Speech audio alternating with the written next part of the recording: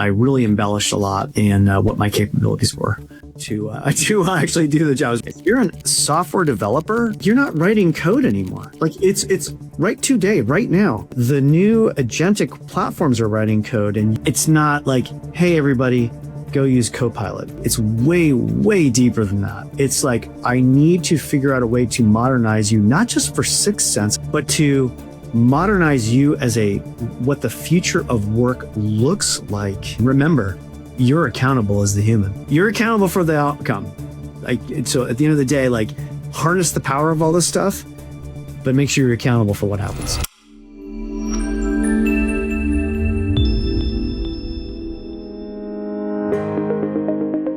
All right. I'm here with Bryan Wise. He's the CIO over at 6 Sense, and he's joining us to talk through a little bit about his career and his journey and share a little bit about AI. So kind of to get things kicked off, Bryan, you've had this tremendous career. I mean, it's spanning a whole bunch of the names that you know in Silicon Valley.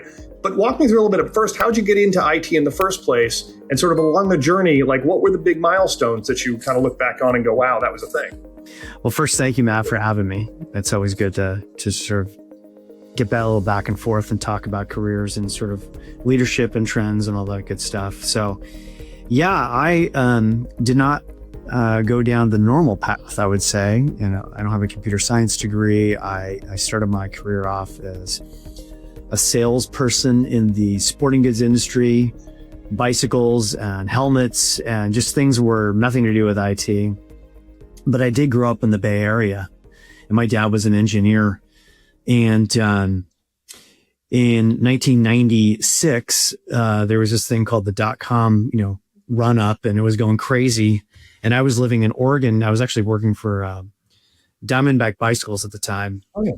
And I said, man, I gotta go back.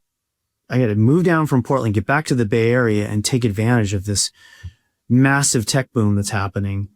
And what ended up happening was, it will not surprise you that the sporting goods sales did not translate into selling not roles. Immediate one-to-one Exactly. There. Yeah, all right, sure. And so I did get offered a few positions, but I was like, man, these are not companies that seem interesting at all to me. Not in the sort of at that time, it was the beginning of the web and not SaaS, of course. But so I was like, man, what am I going to do here? And so I did something that was pretty wild. I quit my job with Diamondback. It sounds sort of weird now, but at the time, there was this massive tech shortage in Microsoft certified engineers. Mm-hmm. And so I bought 3 Gateway computers, if you even know what a Gateway is, workstations. Yeah. And I bought the Microsoft official curriculum, and I'm like, I am going to transition into IT. And literally I quit my job, 3 months, I self-studied, took all the tests, and then I really embellished a lot in what my capabilities were to actually do the job. I was really book smart with certain things. Yeah. No practical experience at all. But, all that sales experience really kind of set me apart in the, sort of mid to late 90s. I definitely was a different sort of interview candidate because I was not, let's say the typical, nerd, and I'm not trying to disparage all the nerds out there who I love dearly. But, and so that really developed my IT career, and I did a bunch of consulting with tech systems. I joined a couple of small, startups that no one has even heard of anymore. And, they're all gone at this point. And then my first real, I would say, tech company that had legs at the time was a company called Facetime Communications. And that was an ASP model, an application service provider, not on the websites. And they built a product around a customer service chat window for all these .com companies, which of course now is sort of everyone has a chat interface, right? But at the time, in the late 90s, that was a big deal. And so fast forward, and I just kept sort of moving through the paces. The company that I worked at that gave me a sense of, I would say, real scale was a company called Coherent, which is a manufacturing company. And they had, 30 locations around the world, very multinational. They were doing photonics laser manufacturing, and I got to really understand a lot of people, a lot of scale. How do you build out data centers and infrastructure to really support organizations like that? But to be honest, my calling was always back into the software space. And I spent way more time at Coherent than I ever imagined. I was there for nearly 9 years. It was a great job. Manufacturing sector is super interesting. If you're successful there, it moves at a pretty, I would say, I don't want to call it gentle pace, but certainly not at the pace of, hyper growth tech companies. And then the run up started happening in SaaS. And that's when I kind of went on this run of very intentionally going after what I believe to be companies that had high valuations pre-IPO. And so that's when it was the DocuSign, the Snowflake, the GitLab, and now it's 6sense. And so I've been in the space for, 30 years now. And it's funny to talk about the sales side because that's been so far long ago now that it's almost doesn't matter. But that's the journey. And it really stemmed from my dad in his engineering days and really just being a product of Silicon Valley, to be honest. I grew up in Cupertino, and it's just like you can't escape it. It's all around you. Yeah. I mean, it's the water you swim in. So I want to dive in on two things. So the first one was just because you mentioned it, and it was kind of interesting. And we do have people who, and I have people come up to me all the time, and particularly younger folks. And now with the SaaS apocalypse, people come up and they're a little more wide-eyed, and they're like, well, how do I get into tech? And so when you were breaking in, you mentioned like you were book smart, didn't have a lot of practical knowledge, got into your first job. Do you remember sort of what was shocking to you about the difference between what it looks like when it's in the MCSE book and what it looks like in real life, like that sort of thing? Yeah. If you're just a college grad, what was your reaction? Right? Yeah, there's fake it till you make it is a real thing, right? Mm-hmm. And it is you have to be bold. And as far as the difference, like book smarts, and this is true of any profession. It's not just this particular one, but book smarts mean nothing, honestly, until you actually experience things. And I'll give you like one example. I was with this early .com company. It was called Tamtron. It doesn't exist anymore at all. But anyways, I was in an early, this is like 1996. And I just got finished taking my MCSEs, and I was like, hey, I'm Exchange certified. I crushed the interview because I had everything like memorized in my mind. How would you do this? How would you do this? And I got, like this technical interview I crushed. And then it's like, okay, great. You've started. We need to build an Exchange environment. I'm like, perfect. And I've done this in the lab. And it was like, oh, well, now I actually have to do it in real life. And the sort of things that required me to be successful is like, I literally stayed up 24 hours straight, and I was like, had some of the books to the side, and, because, there wasn't quite the ease of, I couldn't go to Anthropic. You couldn't Google it at that point. You tell me how to do this. Like that didn't exist, right? It was all literally books. And I guess the main takeaway is like, believe in yourself, accept that you will have imposter syndrome, and that's totally okay. And like, just grind and work through it. So if you really want to do something, go get it done and enjoy the fact that it will be painful and stressful and you will feel like you can't do it. But that's how you really learn, is putting yourself in those situations and just believing in yourself. And I did that over and over and over again. Legit. Well, not to wax too much on it, but I have a very similar experience. One of my first professional experiences, I was a junior software engineer, and they put me on a customer environment. And I went to this one meeting, and I didn't really know what I was doing. I had written one piece of software in this giant ATM network switch. And I was terrified that they were going to find out that I had no idea what the hell I was doing. And so the conversation went on and on. These people were all older and knew what they were doing. And finally, I just had to admit, I'm like, guys, I'm terribly sorry. I don't know anything about this. I'm not following this conversation. It's like 45 seconds of silence. I'm like, I'm totally fired. And then they were all like, I was just seconded to this project 20 minutes ago. I have no idea what the hell's going on either. And it turned out no one around the room had any real idea.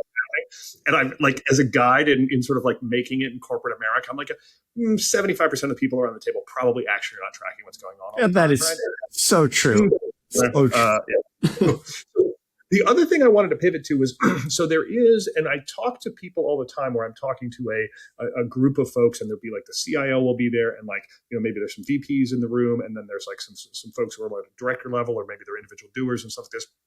And one of the things that's really interesting to me is the difference in sort of viewpoint or parallax between somebody who's an IC or even all the way up to, say, a director level in IT and a CIO, and what a CIO cares about. And it seems like there's some thresholds that you kind of go through. One, like as you made the leap to sort of senior executive, was there anything that shocked you there about what was different? Like what were the issues and things like this? Like what was that transition like for you? I think this is the advantage that I had compared to maybe some other people that grew up more from a technical perspective. I was always driven by revenue, and say that part was like in my DNA. So I think that for me, it was actually an easier transition in that one aspect, because when I would talk to a CFO or a CRO, or even when I was a director, I immediately went to what is the business like financial outcome that is trying to be achieved here. I think that really set me apart. And so I guess I would say to all of my other IT brethren out there and individual contributors is like, you really have to understand what the business outcome is. And I know that sounds obvious. And I do think that in general, I think the IT profession in general is way more focused on those sort of things.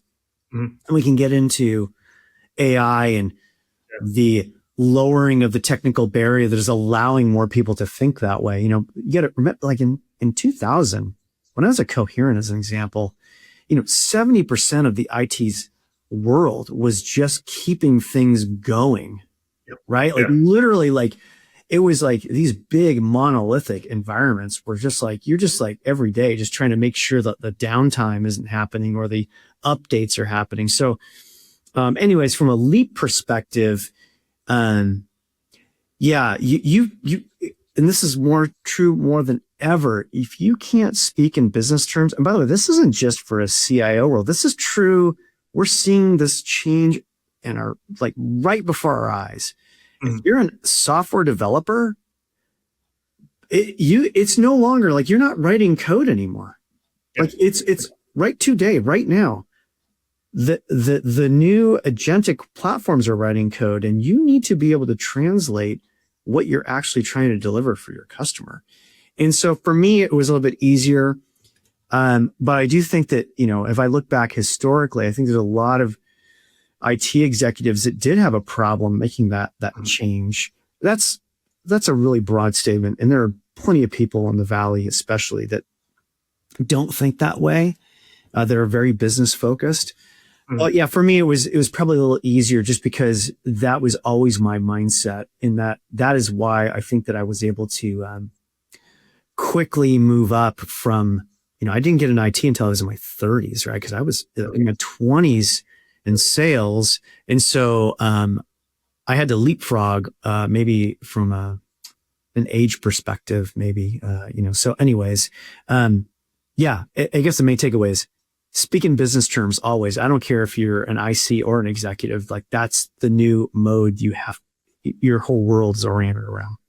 And pulling on the sales thing for a second, because in talking, because I do these, I talk to CIOs all the time, and we have a number of them on the pod. And one of the things that has come out is many of them are like, look, when I make the leap to the executive team, my team actually changes, right? And like the horizontal alignment of like, I am actually now I'm a partner with the CFO and the CRO and things like this. I'll get this horizontal thing.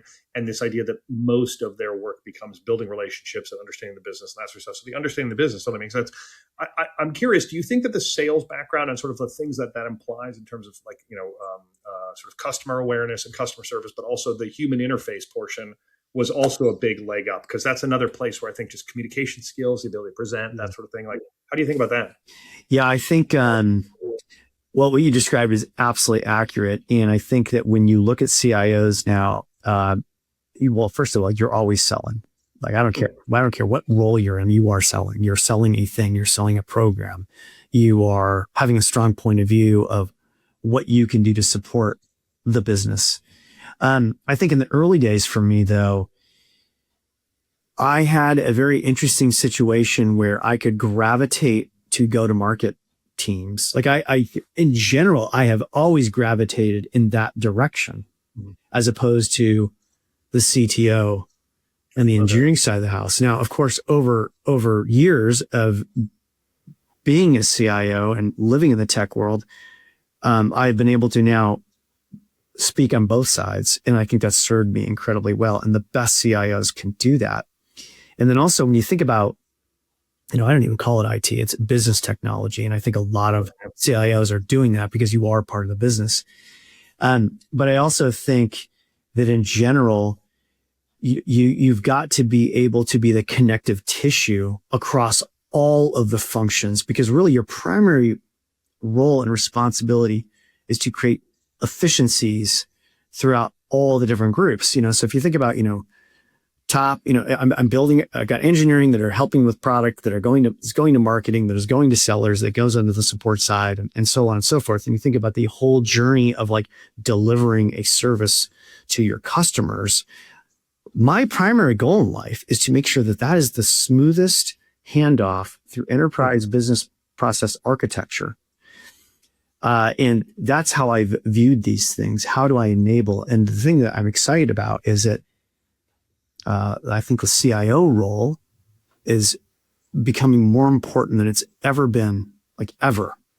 And you can feel it in the board, you can feel it in CEOs, especially with who is going to take on the transformation of this agentic AI components. And it's like, well, guess who gets tagged? It's a lot of CIOs, a lot of pressure there, but it's also a lot of excitement.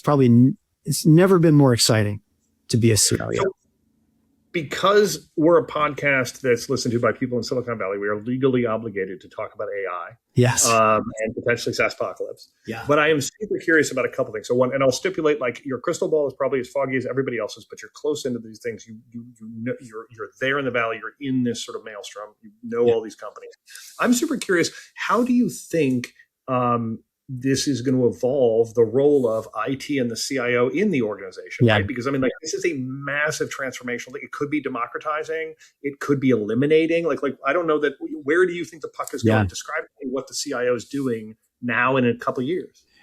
So, Billy, think about this a lot. And by the way, just for everyone listening, I reserve the right to be wrong for sure on this. But I do think what's happening is the CIO function, the business technology function, becomes more and more consultative. And they're viewed as more and more as the person to, hey, help me figure out how to do this.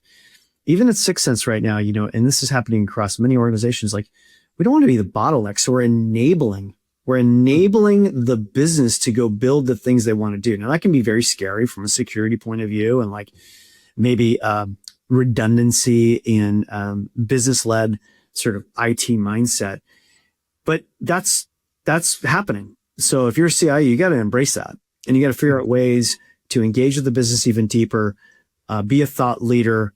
Have you thought about doing X, Y, and Z? I want to enable you. And I guess I'll even say this. I talked to the Sixth Sense during company kickoff. It's like, I feel a strong responsibility to modernize the employee base across the entire organization. Okay. Now, it's not me alone, but like, for you to be a successful company, like, it has never been more critical to actually take the existing employee base in this massive, like, very quick rate of change and like help the employees understand how to use this technology. And so you got to let go. Yeah, go ahead. I dive in on that because the thing is, you made a really interesting tension, and I'm going to pull on something you said to see if, like, I'm picking it up right, which is, I mean, it's effectively like we're talking about, in a company of several hundred people, it is a personal transformation across several hundred people to embrace these new technologies. And you're sort of seeing part of your role is to be like, I am going to be involved in helping individual people, or like, large groups of them, but go through a personal transformation. Because I mean, it really sounds like that's kind of how you're characterizing it. And is that a change? Because, like, if I think about IT program rollouts historically, it's like, okay, we put the memo on the refrigerator, we sent the thing in Slack, the new icon shows up, and the help desk braces for impact. You know what I mean? Yeah. And are you doing different things to sort of spur this enablement? What are you finding successful? Yeah, that's a great question. I do think in the past, and this is it's probably unfair to the practice of being in an IT function. But in reality, it's like you deploy a technology, there's the ceremonial enablement thing, and then it gets done, and now I know how to use Slack better. The thing that has changed dramatically, it is I have a workforce. The world is changing at speeds that we've never seen before. And it's not like, hey, everybody, go use Copilot. Go use your, whatever flavor of LLM that you're using. That's the aspect of the tech that I'm providing somebody. But it's way, way deeper than that. It's like, I need to figure out a way to modernize you, not just for 6 cents, if you approach it this way, but to modernize you as what the future of work looks like in describing that. So it's not about using an app. It's about how does work get done in the future? Okay. And that's the difference there. So it's partnering even closer with you, maybe on the people side, the L&D program. We are doing that, or it's happening before us. I wouldn't say we've have it figured out. It's about how do you measure the investment of the agentic things you're building? And when I say the things that you are building, I mean pejoratively, the company is building. Yeah. And how does it align? How do you accept the risk? How do you understand, reimagine a business process? It's so much deeper than it used to be.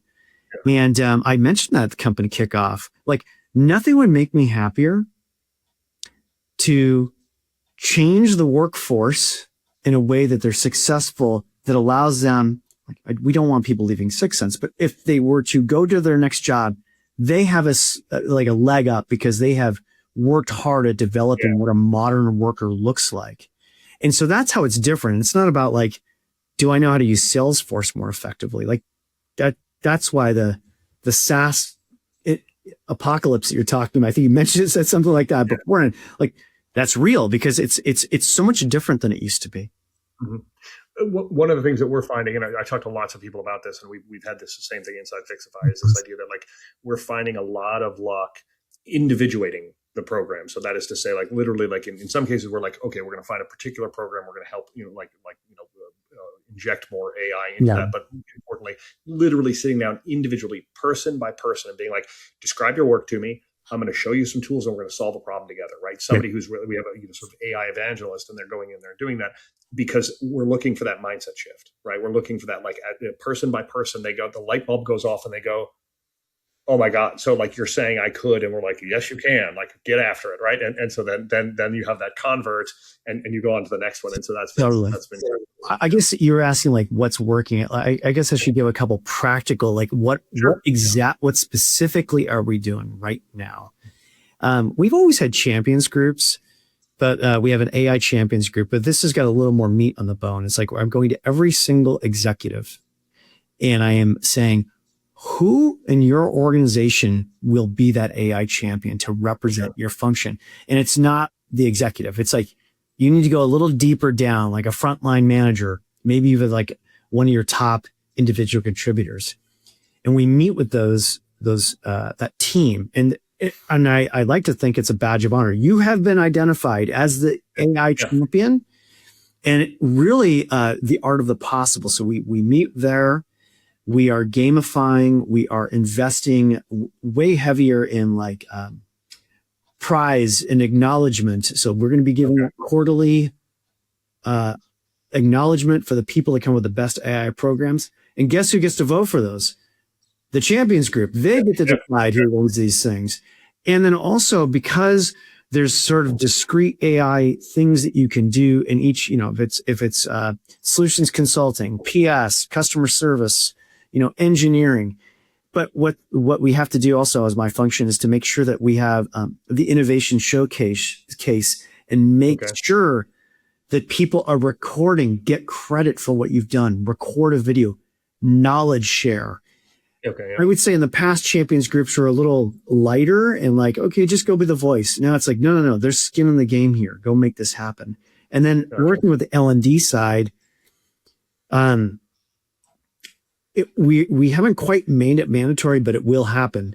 There will be mandatory AI training. Like it's no longer like, hey, do you want to go learn this? It's like, This could be cool. Yeah. you have to go learn what good prompting looks like. You have to understand how agents operate, how to get the most out of them, how to make them a coworker of yours. Like it's early days, but like this is the mindset that we're having right now. Oh, that makes tons of sense.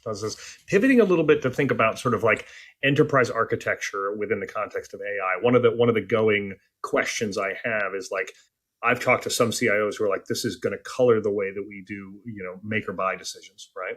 Particularly at larger organizations. But I'm interested, like when you fast forward a couple of years, like, because the pace of change is just ridiculous. So I don't want to go out like 10 years from now, like we're going to be, all inhabiting robot bodies, and it's going to be, it's going to be an apocalyptic hellscape and populated by fuel-starved mutants. We don't know what it is, but in a couple of years, I'm curious. Do we think that we still have these lighthouse applications that are sort of like hold the organization together with people using things, or are we really thinking about like individuals churning out micro apps and things like that? Where do you think this is going? Man, again, I will just say I reserve the right to be wrong on this stuff, but I think the rate of change is going to be extreme. I don't think it's fair to say like your ERP and your CRM and your HCM are just going to like disappear like that. I think we've already seen a few companies that have tried to be so bold. I don't think that's the case. Okay. But I do, from like an architecture point of view, I will tell you what we're doing internally. And we can't tackle everything all at once, but I will tell you, like on the CLM, contract lifecycle management side, it was like we needed to make a change, and I was really pressing the legal side. Like, okay, hold on one second. Like, we have this opportunity to think way differently about this. Like, do we want to go with the old players that do this over and over again, or do we want to like completely reimagine what it means to send a contract through a process? And that led to some unbelievably great conversations. And I didn't have all the answers, like, but deep conversations with the business to say, if you could do this all over and reimagine what that looks like, how would you do it? Okay. And then also the other thing too is like, in this particular use case, CLMs are generally designed for legal people. And I was like, why would we not want to have something that really makes the sellers' lives easier? Like, okay, yeah. Why would we go down this old way? And so we've selected a company. I prefer not to talk about company names here today, but we've selected a company, and then I've really challenged the business systems analysts to say, okay, ignore what used to happen. Build a new process that takes advantage of agentic capabilities. And I think that every exec will need to do that for every major business process. Mm-hmm. And what I'm going to suggest is that you might not be able to do it all wholesale, because these are brownfield environments. These aren't greenfield. If you're a brand new company, maybe it's super easy. But if you're a brownfield company, you do need to think about the how you're going to change and up level that process, but have a North Star of like, I see where this is going, but be flexible enough to change. So I hope that sort of answers the question of like, well, it absolutely does. One of the things I think is so interesting is like the ability. So I'll make a statement that's sort of one of the things I believe is that the technology has fundamentally changed the unit cost on certain things that used to be very, very expensive, right? Because fundamentally it's like, look, analyzing contracts and documents used to be incredibly expensive, right? And so like really you're optimizing for like certain resources that are actually, maybe we've changed the cost basis of these things, and now we can really imagine a different outcome because we've moved cost around and things like this. I think that's really kind of exciting, because so often, it's like, look, the costs of a lot of these things the relative costs have stayed pretty fixed for a long, long time. And if you think about like sort of developer time, it's like, that's been a really expensive resource for a long, long time. And now it's like, well, one developer can churn out a bunch of stuff. So all of a sudden what a product manager can come up with, or what an engineer can come up with, and what they can do in a day is just way different. So I think it opens up a phenomenal thing. So I want to pivot. And we always kind of end with this one question, because so like you've done all these things and you've learned all these amazing things, but like if you had one resource you would recommend to somebody getting started or somebody trying to get smarter on all of this sort of stuff, like is it a book, is it a podcast, is it like a blog you read, something like this, what would you recommend? That's a great question, and probably my answer is not going to be a book or a podcast or something. Honestly, you've got to work on your network and your community. Like my big, the thing that I tap into the most is my community, especially with the rate of change. Like there's just so much information out there. It is impossible as a human to be able to absorb all of it.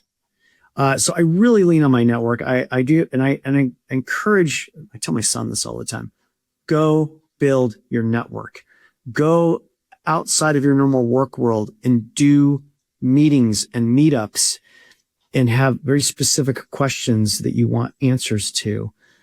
Find those communities, that actually, because there's more ground truth there. Okay. Sometimes, yes, I do listen to podcasts.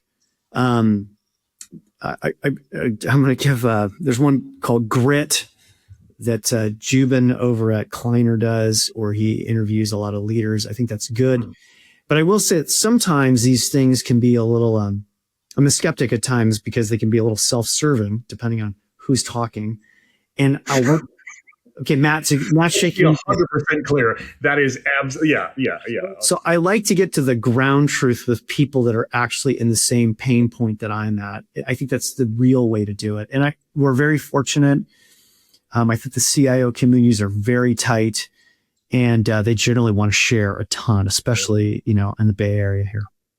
One of the things that just strikes me, and it's just really interesting that kind of like it comes through the thing that you just said as well, is like, even in these most incredibly technical epochs, in these moments where like the technology becomes like just transformational, like, I mean, you go back to the internet or you go back to the PC or you go back to like, any of these things.